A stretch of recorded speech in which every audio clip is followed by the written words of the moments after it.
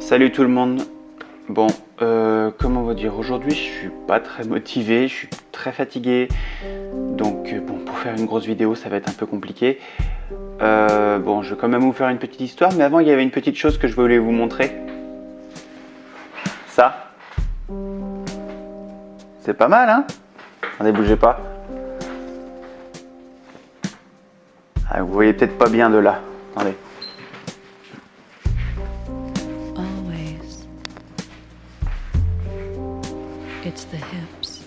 Regardez comme elle est belle, ma lune. Vous avez vu qu'elle est lumineuse. Je peux changer la couleur. Regardez ça.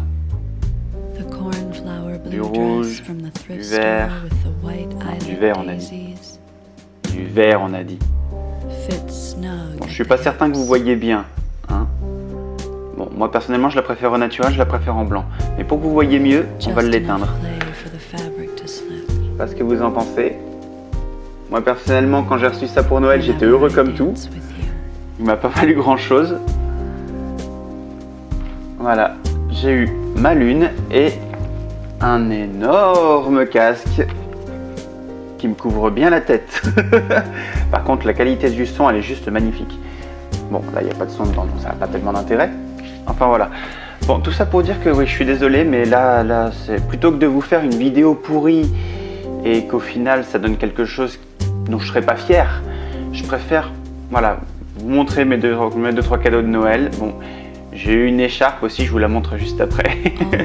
Mais voilà, le but c'est pas de vous faire des vidéos dont je serais pas fier. Donc pour cette fois, je suis désolé, ce sera une petite histoire courte et on s'en tiendra à ça pour cette semaine. Voilà, désolé. Je vous montre mon écharpe, puis on passe à la petite histoire, ok? Regardez ça. Elle est belle, hein? Elle est légère comme tout. Tiens. Hop là. Bon et non. Politiquement correct, s'il vous plaît. Bon, on passe à la petite histoire? On passe à la petite histoire. On est parti.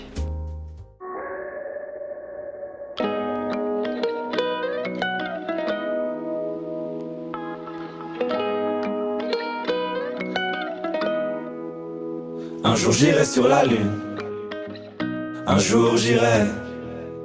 Et si je disais que j'en étais sûr, je te mentirais. Et je sais qu'elle me voit, parce que je la vois aussi. Alors je la monte du doigt, et ça devient possible.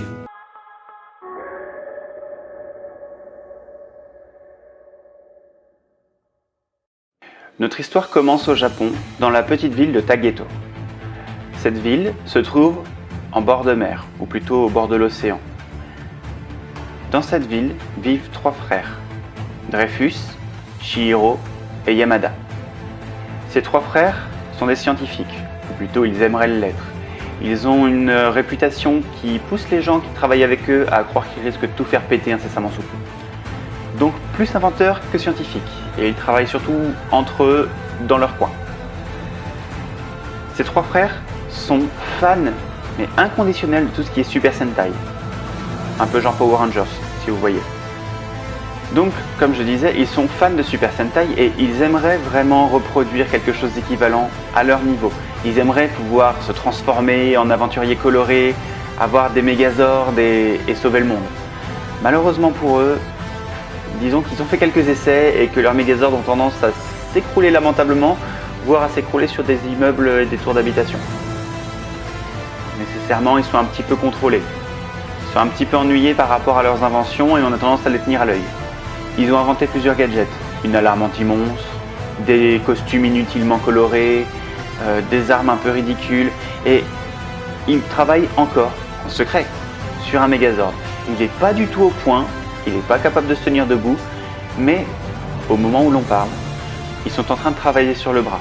Un bras canon qui risque d'être assez redoutable. Pour l'instant séparé du robot, de toute façon il ne tient pas debout. Mais alors qu'ils sont en train de travailler sur ce bras canon, l'alarme anti-monstre se déclenche.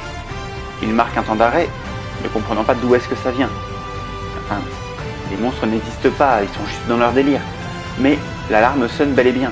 Alors, ils regardent sur un petit écran de contrôle, censé leur indiquer d'où vient la menace maintenant que l'alarme s'est déclenchée, et ils sont surpris de trouver justement un point clignotant qui arriverait de l'océan. Ils se rendent au port le plus rapidement possible. Bon, en voiture, pas le choix, ils ont que ça. Ils arrivent au port, et au port, rien. Absolument rien.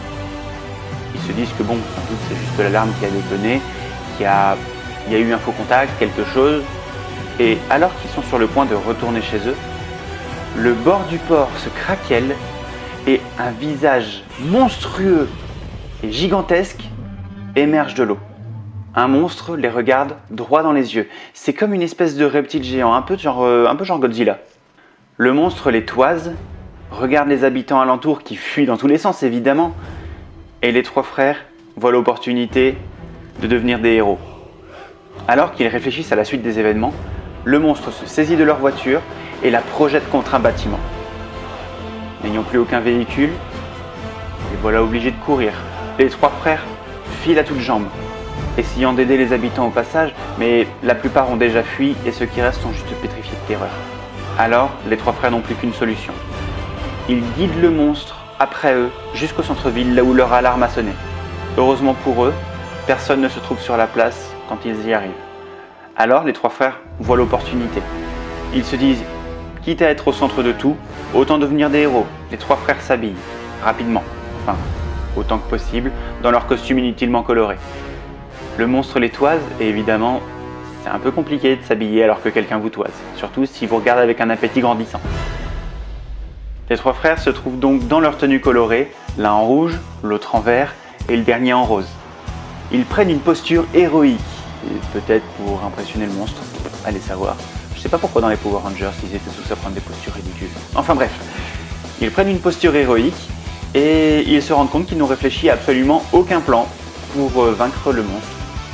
Ils se retrouvent à trois, dans des costumes colorés, face à un monstre affamé, dirons-nous, dans une posture ridicule et sans aucun plan de secours.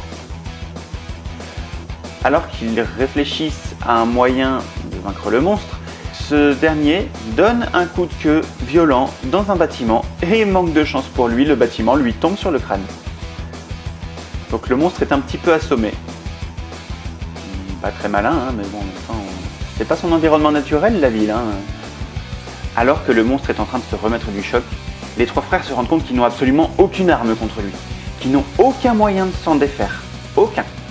Ils décident donc de prendre la fuite, comme tout héros qui se respecte, et ils rentrent directement chez eux. Bien évidemment, le monstre les suit, sinon ça ne serait pas drôle, et alors qu'ils passent tout juste la porte, le monstre arrache la façade d'un coup de griffe. Fort heureusement pour eux, ils étaient en train de travailler dans le salon au moment où l'alarme a retenti. Le canon est là, à portée. Est-ce qu'il fonctionne ? Ils n'en savent absolument rien. Mais bon, perdu pour perdu, et quitte à se faire dévorer, autant essayer l'arme qu'on a à disposition. Ils se disposent derrière le canon et le pointent sur le monstre.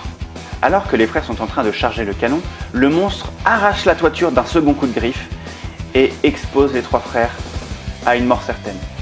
Alors que le monstre est sur le point de se saisir de Dreyfus en guise d'apéritif, ce dernier active l'arme et un rayon très puissant quitte le canon et frappe de plein fouet le monstre. Malheureusement, ça ne suffit pas, le monstre résiste. Il a été légèrement secoué, mais il tend de nouveau le bras pour essayer de se saisir, cette fois non pas de Dreyfus, mais de Chihiro. Ce dernier accroît la puissance du canon. Le canon double sa puissance, le monstre est repoussé par le rayon. Malheureusement, ça ne suffit toujours pas. Le rayon est là, le monstre est repoussé, mais il va revenir. Alors, Yamada s'implique lui aussi. Il triple la puissance du canon, l'arme propulse tout ce qu'elle a dans le ventre, le rayon devient monstrueux et le monstre finit en orbite.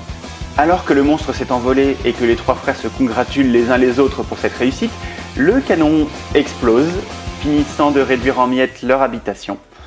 Dreyfus, Chihiro et Yamada se réveillent à l'hôpital avec le maire, les pompiers, les habitants. Tout le monde est dans leur chambre pour les féliciter de leur réussite.